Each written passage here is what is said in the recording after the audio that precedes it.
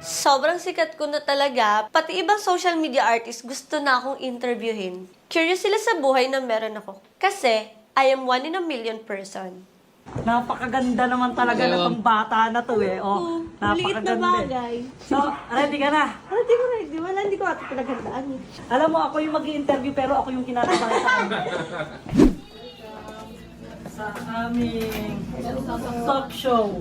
Ay, may patok show ka pala. Hindi daw ito pinagandaan ni Paye. Wala lang din ako sa ganito. Hindi nga handa. Parang ikaw na yung naghanda, Kuya Mo. Hindi, pinantay ko lang yung outfit ko sa'yo kasi alam kong ikaw ang talagang pinaghandaan ko. Hindi ako hindi ikaw yung naghanda para sa akin. Ako naghanda sa'yo kasi yung outfit mo ba naman, tapos ako plain lang, hindi pwede yun. Kailangan makikisabay ako sa... Okay naman siya. Parang nagkakasalito.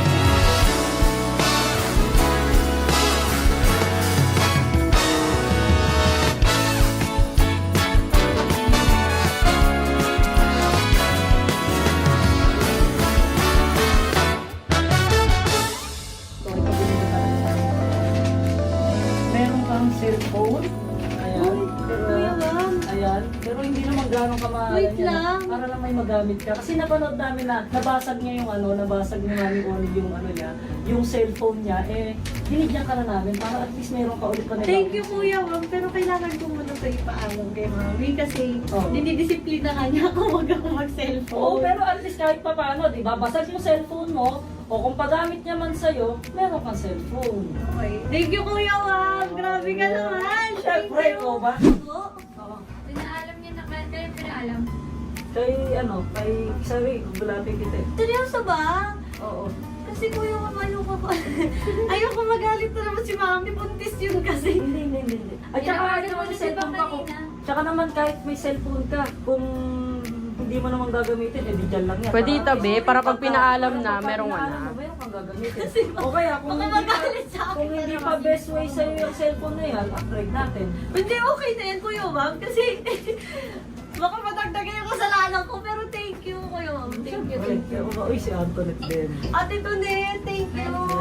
Pero di ba pinaalam mo na? Oo. Eme, kayo baka mamaya pag-uwi ko. Bakit ka may cellphone? Baka ganun din ako. Oo. Tinawagan mo na. Pero ayaw ko Sino lang kasi tinawagan niyo? si Mama Marie. Si Mama Marie. Oo. Si Mama Marie, si Mami hindi. Si Mama Marie. Pero tinatawagan ko kasi si Mami Oni kanina na ipapaalam ko nga sana kasi nga busy nga lang siya. Na rin kami nasa Toro Family. Lagi tayong magkakasama. Lagi kami nakakasama sa reality show. Kulang na lang magkano kami dito ni Antoinette. Mag-video kami dito. Mga nangyayari sa amin dito. Tapos total, pareho naman tayo ng kortina. Nag-interview na rin kami dito. Pamweting naman. Random. Siyempre, malaki din ng kahit pa paano Ilan na nakakasama namin. Oh, Binigyan po nila ako ng cellphone po. sino nagbigay? Si Kuya Ramos po. Nag-thank you naman po ako sa kanila. Ano cellphone binigay sa'yo? iPhone XR. Sabi ko po, Hindi laptop? meron din pong laptop. Sabi ko po, Kuya Wam, thank you po pero hindi ko po muna ito magagamit kasi magpapaalam po muna ako kay Mami. Sabi niya, nagpaalam daw po siya sa'yo daw po.